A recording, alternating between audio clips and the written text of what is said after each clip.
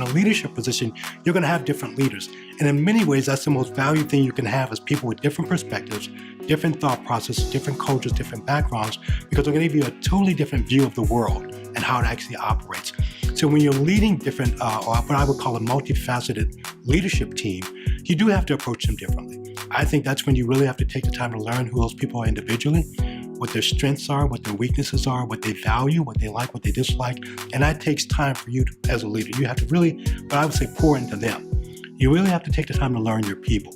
Because again, I can lead one way with Mr. Johnson and have to lead a totally different way with Mr. Smith, only because of maybe their culture or their background or how they were raised or where they were taught or how they were taught. And I think that really comes from time. I think it's really you being proactive and making sure that you value them as people first and as leaders second, but that it's not all about you.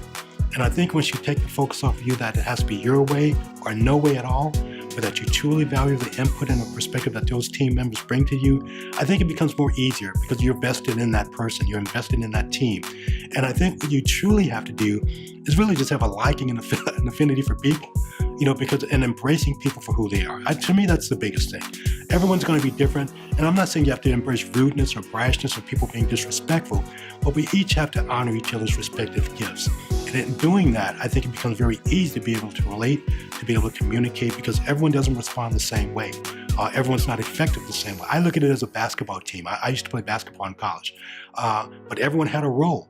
And as the point guard, I knew maybe the center could only shoot this way, but he was a great leader. I knew the forward, maybe he could post up this way, but I had to get him the ball in a certain position for him to be successful.